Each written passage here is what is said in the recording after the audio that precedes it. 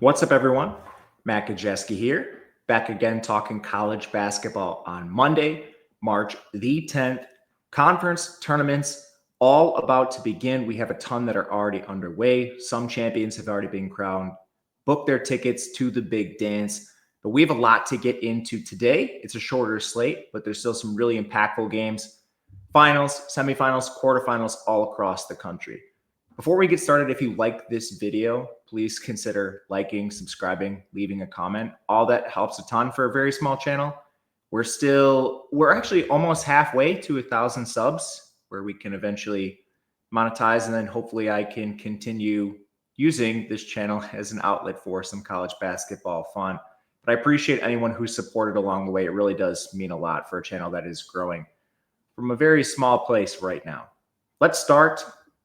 The Sun Belt Championship is tonight. Arkansas State takes on Troy. Both of these teams had to play 2 games to get here because they did the weird bye structure, and James Madison, South Alabama, actually took down the number 1 and number 2 seeds because of tiebreakers. So this is a matchup between 3 and 4 in this conference, but they both did technically tie and share a place of that regular season championship. To get here, Arkansas State, they beat Marshall, who was the 170th team in the country power ranking-wise. That was a 3-point game, a 3-point win. And they just beat South Alabama, who is 118th by 3 points as well. On the other side, Troy beat 285 Old Dominion, who rattled off a couple upsets to get to Troy. That was a resounding win. They actually had 2 beatdowns, 2 double-digit victories. The Old Dominion won, and then they just knocked off James Madison, who's 163. Currently, the spread sits at 1.5 points in favor of Arkansas State. The total is 137.5. This is played on a neutral floor.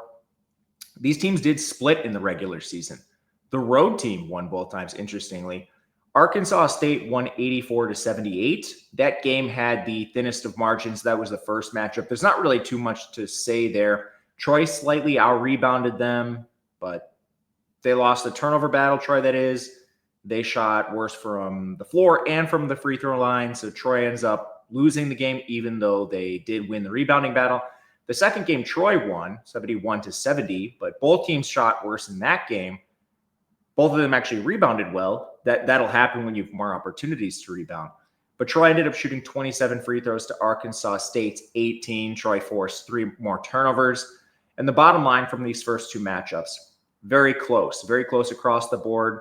The winning team ended up just with the slightest of edges in both games. Resume-wise, Troy is 8-9 against the top 200. Their best win is against this very Arkansas State team, who's ranked 90th in power rankings. They have 2 losses outside the top 200. One is actually exactly at 200, Texas State, but then they did drop a game to Louisiana at 316. Arkansas State has a similar body of work. They're 9-8 against the top 200. Their best wins, they beat Akron at 100. They beat Troy at 98 in this very matchup. They only have 1 loss outside the top 200 to Hofstra, who's 220th, so not a bad loss by any means. Arkansas State actually played a pretty decent non-con too, and they played Alabama to single digits. Yes, that Alabama. Stylistically, it's a pretty good matchup on paper. You'll get that when you have the 2 best teams in the conference facing off. Arkansas State, 234th in effective height, 85th in rebounding. Troy is 195th in effective height, 31st in rebounding. So slight edges Troy's direction in both of those categories, but 2 strong teams on the glass despite not being the tallest. And both teams do attack the offensive glass. Interestingly, the weirdest matchup within rebounding is probably Troy just being 288th in defensive rebounding. But this was a pretty neutral matchup in the first 2 games. We're expecting that to be the case again here. The real volatile part of this game is that neither team can shoot. Arkansas State is 263rd in effective field goal percentage, 190th from 2, 300th from 3. Troy is a little bit better, 237th in effective field goal, 89th from 2, but 337th from 3. And both teams are shooting a lot of threes, top 64 in three-point rate. So you have 2 teams outside the top 300 in percentage-wise from 3, but top 64 in rate stats. It's going to lead to some weird outcomes. Defensively, Troy does outrank Arkansas State slightly in overall defense, 72-86, but a lot of that just via turnovers. When you look at the interior and perimeter defensive metrics, Arkansas State's actually ahead of Troy in both.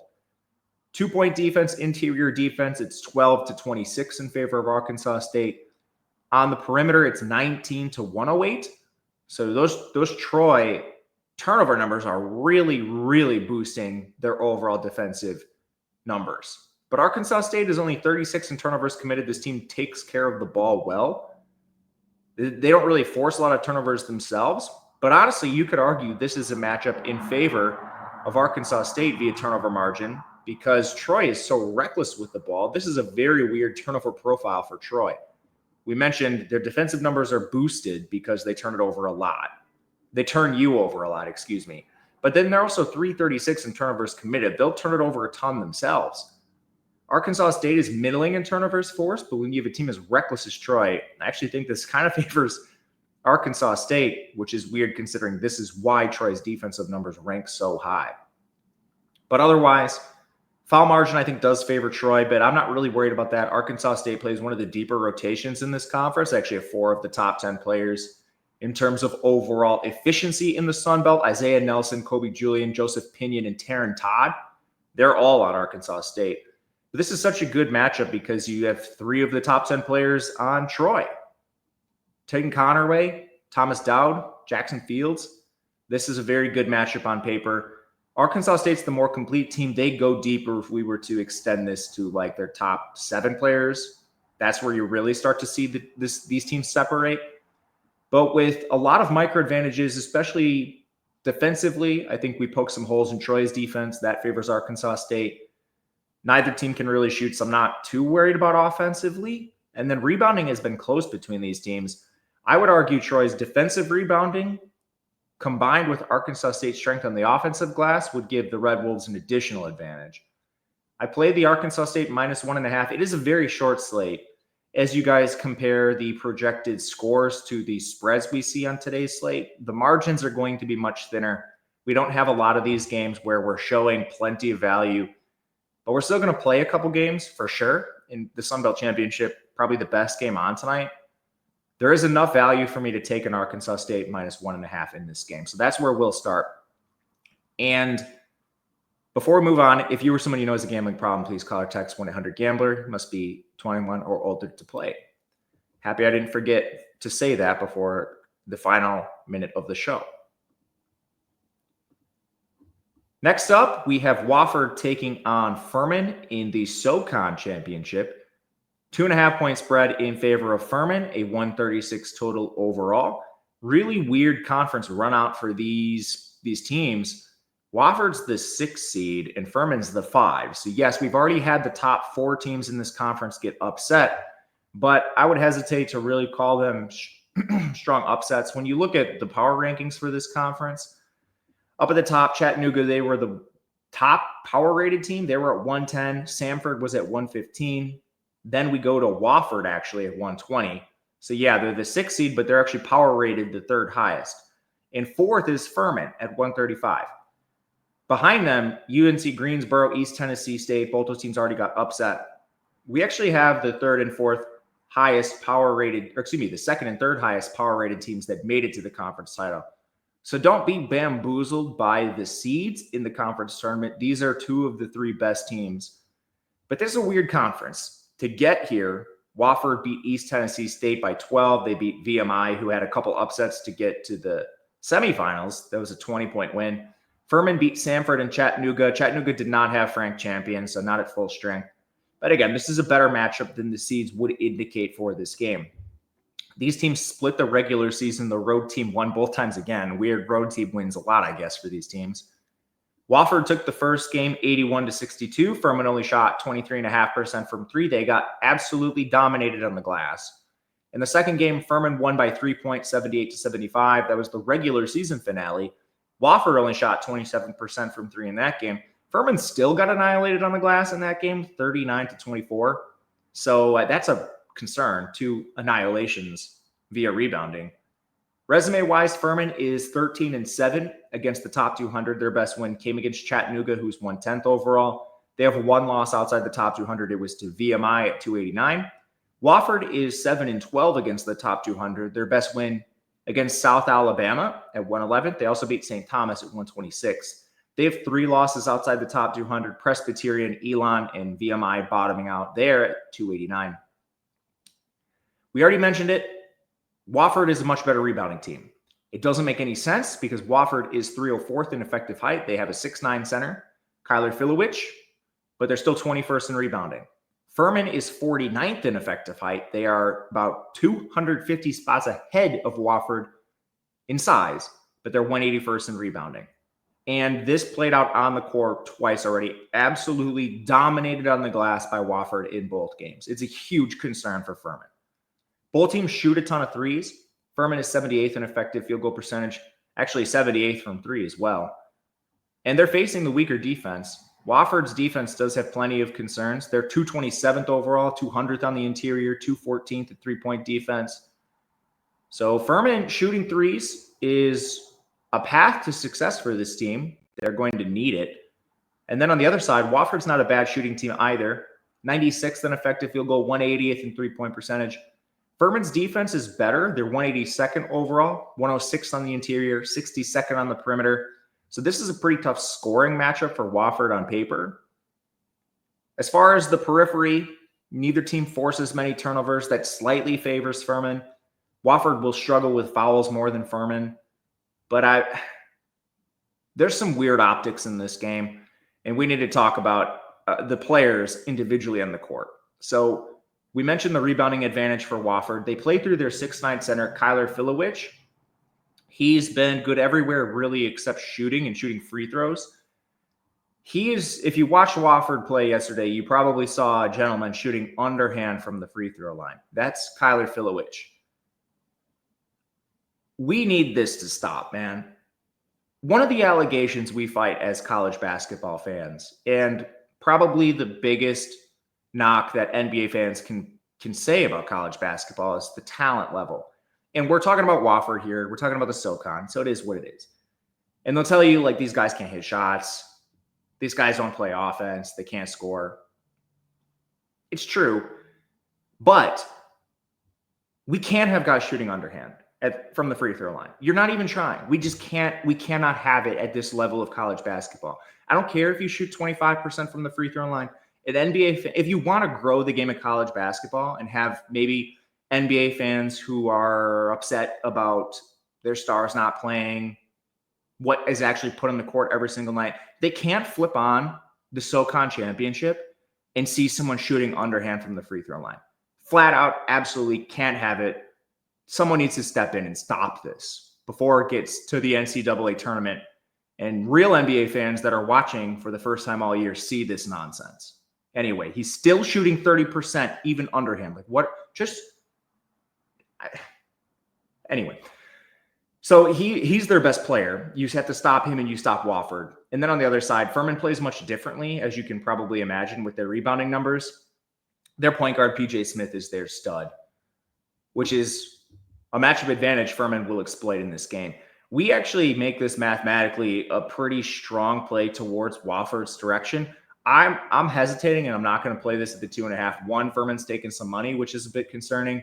But two, Furman has a lot of advantages in this game. It really just comes down to the glass. Wofford has a massive advantage on the glass.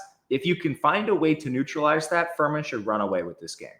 But they haven't been able to do it so far. That's why it'll just remain a lean. And we'll wait and see where this goes through the day. At some point, if Furman keeps taking money, like, I'm just going to have to play a Wofford side, even though I don't particularly want to. Next up, we go to the CAA semifinals. Charleston takes on UNC Wilmington. This is a 3-point spread in favor of Wilmington, a 147.5 total. First injury really to talk about. UNC Wilmington's Josh Corbin has been out for a long time, but there's a lot of injury nuance to this game. We've had a lot of injuries for both teams through the regular season. Charleston is the 3rd seed in this conference. They beat Monmouth, who is 268th overall, by 1 point in overtime to get here. Wilmington beat 215th Hampton, 79-65, so blowout there to get here. Wilmington took both regular season matchups. They won on the road 85-83 without Corbin. Charleston also did not have their best shooter, Daywilk Tavares, in that game. Wilmington slightly outshot and out-rebounded Charleston, so there wasn't really too much to see there. And then the second game was a blowout. Wilmington won 86-66. Charleston shot 25% from three. They got crushed on the glass, 43-27, and they gave up 15 offensive boards. There is some nuance, and we'll bring up the injuries right now.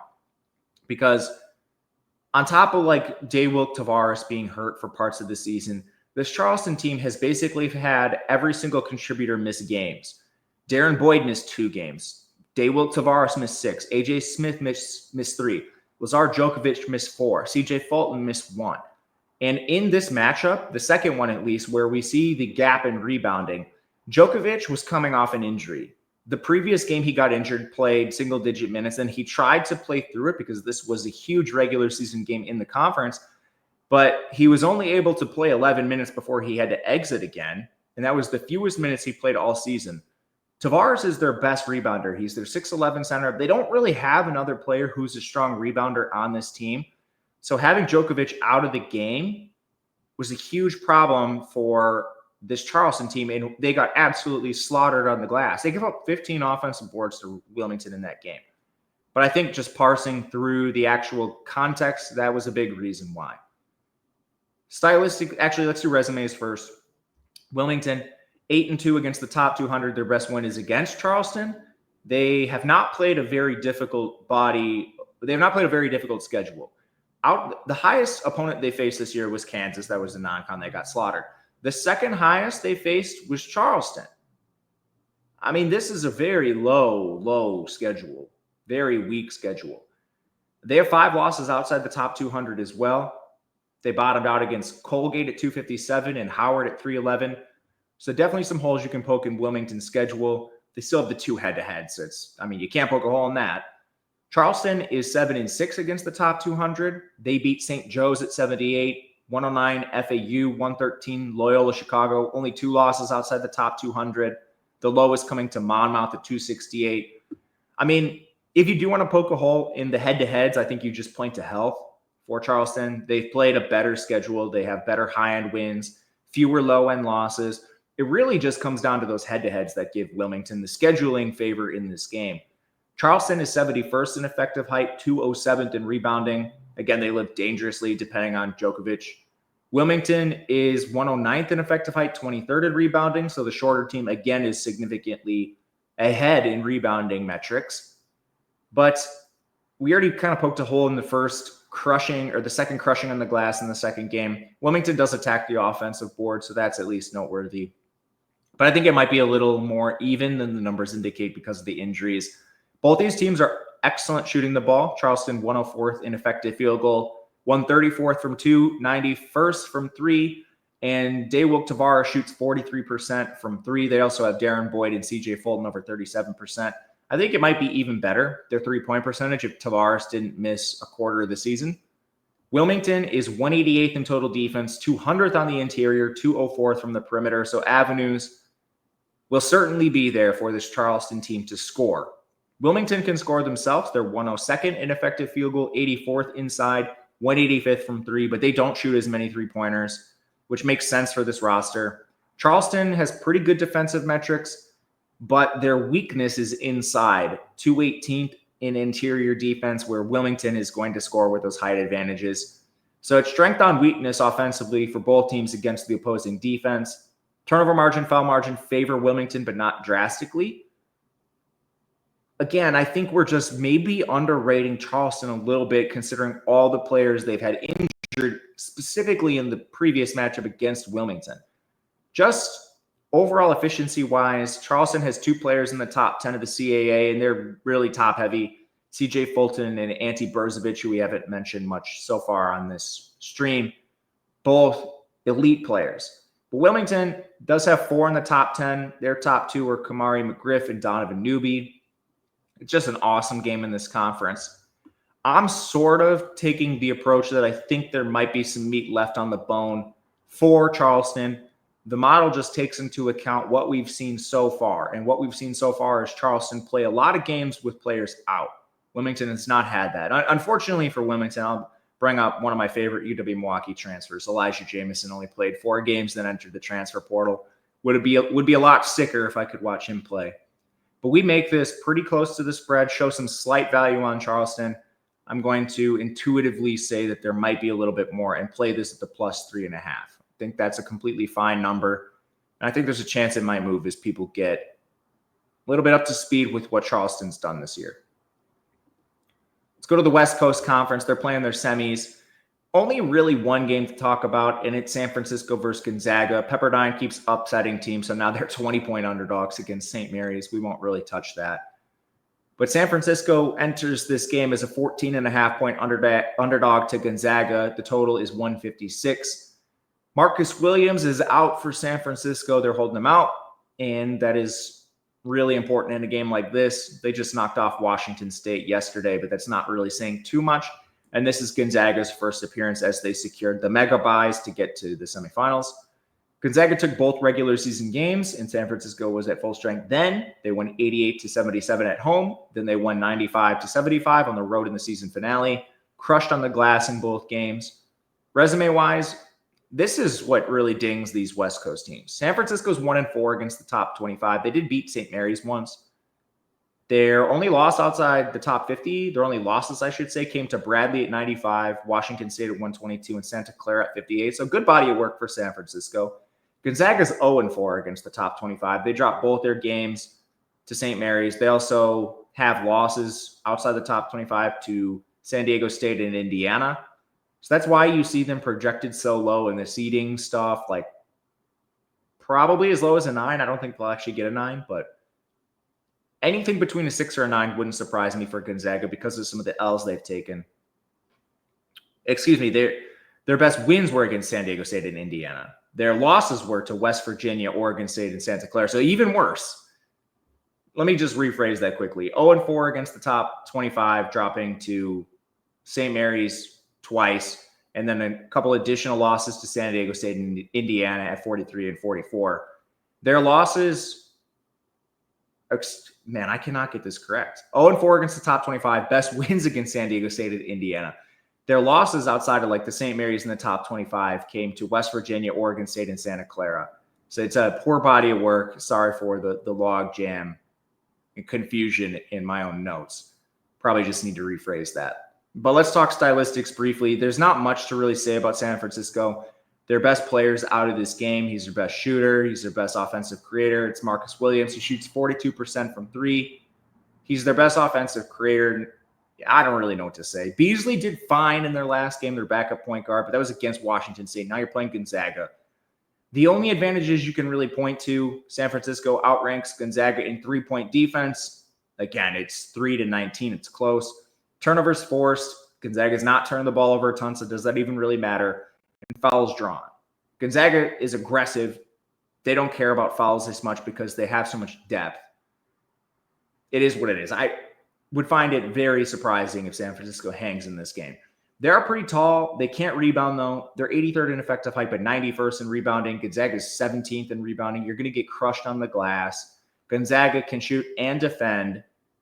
But, man, and one of the biggest mismatches is inside. Gonzaga, 8th in interior scoring. San Francisco, 226th in interior defense. I mean, without Williams, I just am not really sure. For the sake of just showing you how much he's worth to the spread, I left him in on the screen just to show you. That puts this game inside, obviously, 71.3 for San Francisco to 82.5 for Gonzaga. That's not the case, but just shows you Williams is worth like 3 or 4 points to the spread. I think the best play you could possibly make is under 156. It's not one I really plan on taking unless this steams up higher. But San Francisco did have to play yesterday. My biggest worry is just Gonzaga puts up 100, which they are very live to do in a lot of these games. So we'll stay away for the moment. Under 156 would be the play if we do take one. Big Sky quarterfinals. Montana State takes on Idaho State. It's a 1-point spread in favor of Idaho State, a 140 total. This is a battle between the 4 and 5 seeds. These teams split the regular season, with the home team winning both times. Idaho State won the first game, 70-67. They basically just outshot Montana State. Won the rebounding battle by 5, so it was pretty close. Montana State won the second, 74-69, despite only shooting 28% from 3. They lost the rebounding battle in that game by 10. but Idaho State had a terrible shooting percentage inside the arc. From 2, they hit 35.6% of their shots. So that cost them the game. Otherwise, they could have had it. There is an injury to monitor. Brandon Walker for Montana State. He missed the last 2 games of the regular season. He's big for them in terms of rebounding and on the interior. So he's an important player for this game, but I think they were just holding him out so we could see him in the conference tournaments. They do play these games in Boise, Idaho. I'm not super familiar with the geography of Idaho or Montana, so I don't know if this is, like Idaho State plays in Idaho, but how close is that to Boise? I actually did not look that up, but at least worth mentioning where it's played. As far as resumes, Montana State, they are 3-13 against the top 200. Their best wins are against Omaha. Congrats to Omaha for clinching the summit. They're at 165. Their next best win is against Portland State at 196. They have 4 losses outside the top 200, worst of which came to Denver at 309. Idaho State is 3-9 against the top 200. Their best win is against, I think, Montana at 178 or Montana State. They have 5 losses outside the top 200, a couple worse losses than Montana State. They lost to Cal State Fullerton at 351 and Sacramento State at 343. Stylistically, Montana State is 190th in effective height, but 329th in rebounding. Idaho State is 133rd in effective height, but 13th in rebounding, 7th on the offensive glass, a huge mismatch. We saw this primarily play out in the second game. Man, another one where rebounding just straight away could decide the game. Montana State, huge disadvantage. As far as offensive efficiency, Idaho State is actually a little ahead of Montana State, 171 to 198, which is weird because Montana State holds most of this shooting metric advantages. Montana State 86th in effective field goal, 84th from 2, 135th from 3. Idaho State certainly has the worst defense, so the avenues should be there for Montana State. Idaho State is 238th in overall defense, 232 inside, and 338 defending the 3. And Idaho State has problems scoring themselves, whereas, Montana State is 86th in effective field goal. Montana State is 86th in effective field goal. Idaho State is 300th. Outside the top 275, inside and out. And then you are facing a defense in Montana State that actually is superior inside and out. They're 174 inside and 12th on the perimeter. So you have the better shooting team facing the worst defense. Vice versa for Idaho State. Turnover margin and foul margin look about equal.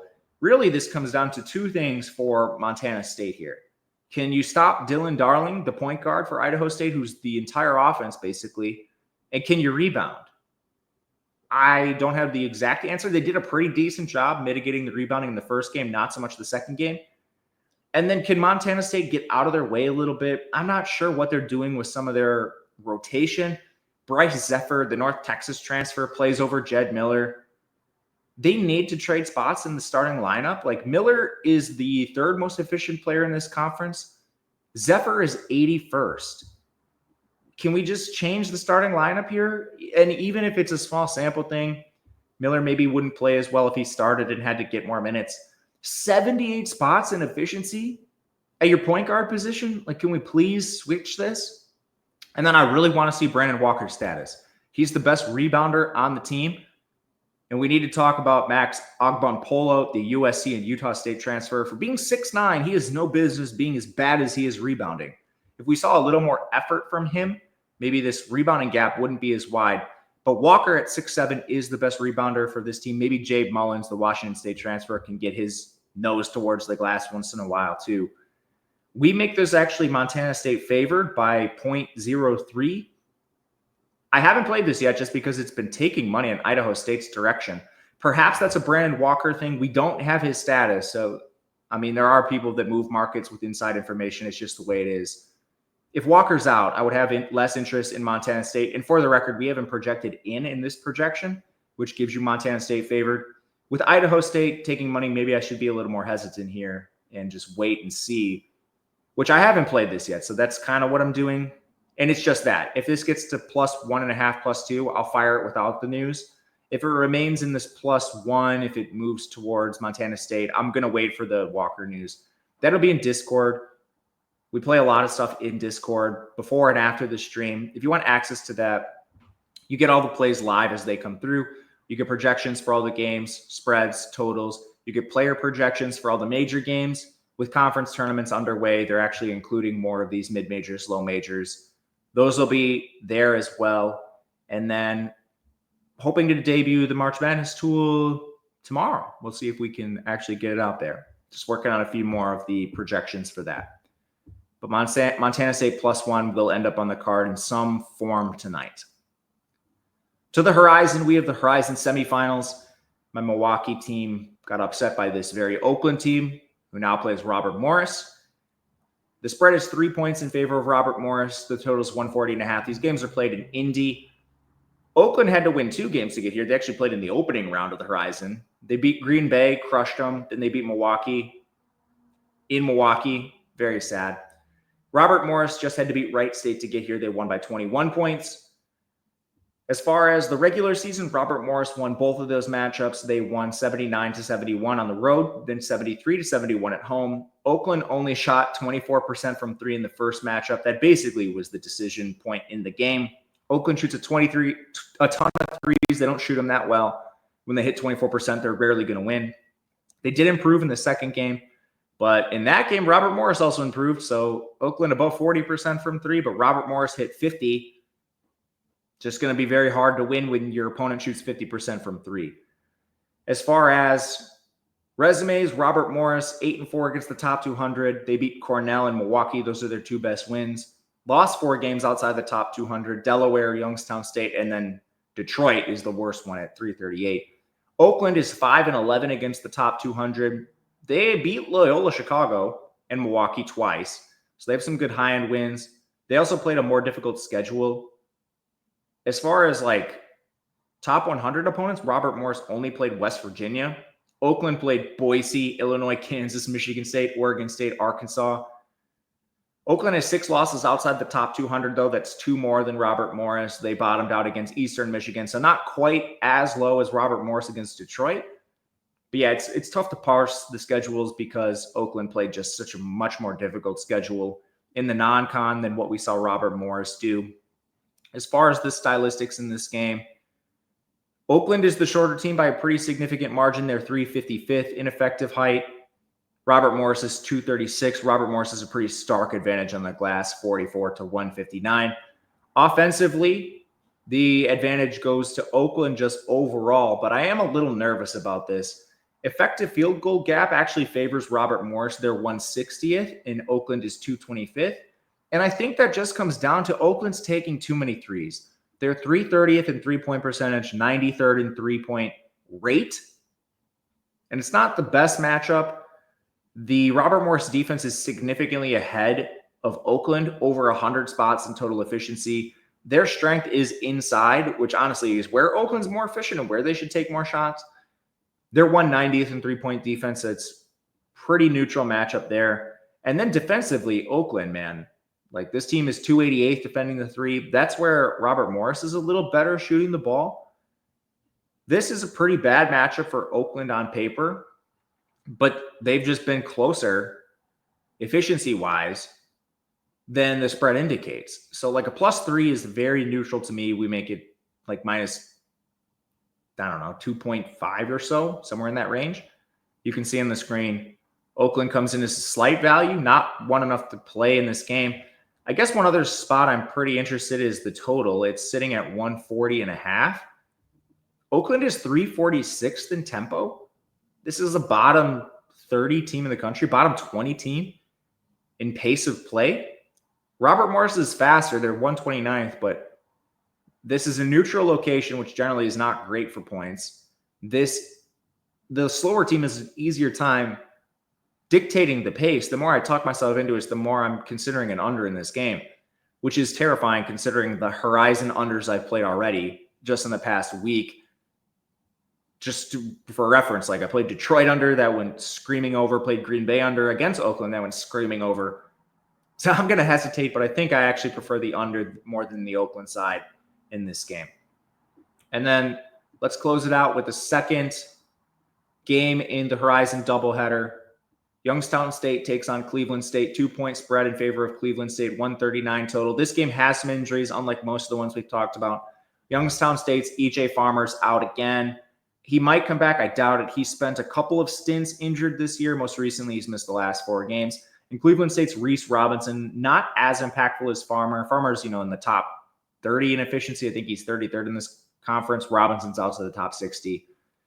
But to get here, Cleveland State beat Northern Kentucky at 234. Pretty clean win for them. Youngstown State beat IPFW by 5, who's 164. More impressive win for them, certainly. These teams split the regular season, and the road team won again, both times.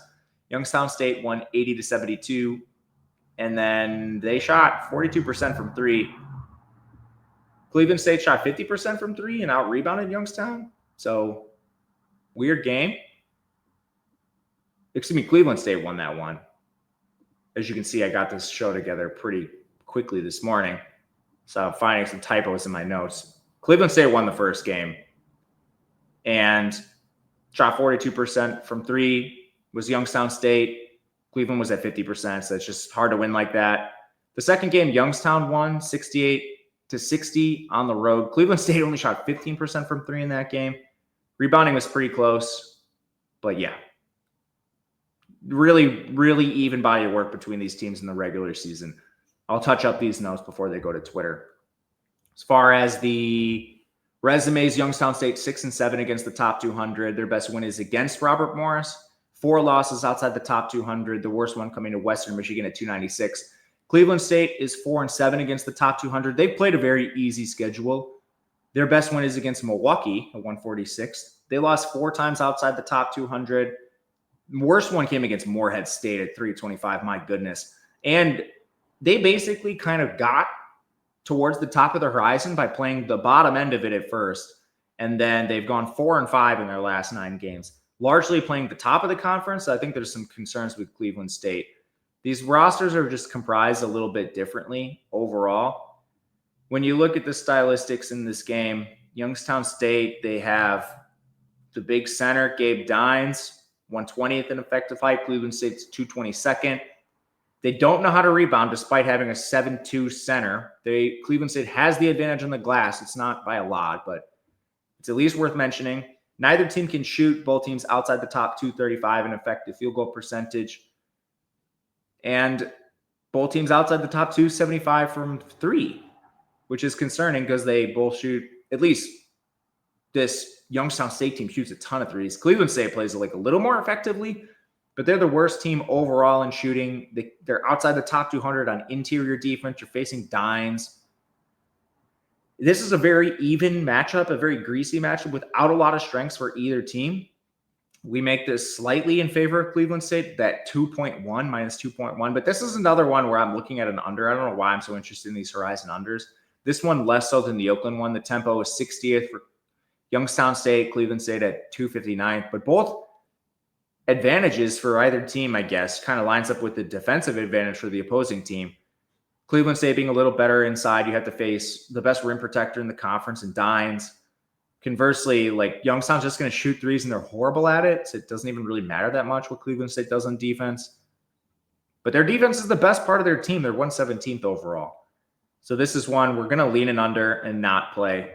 To briefly recap, the actual plays that we took are Arkansas State minus the 1.5, Charleston plus the 3.5, and then those are the 2 so far. Definitely going to play something on Montana State at a dog price, but we'll see where that comes in throughout the day.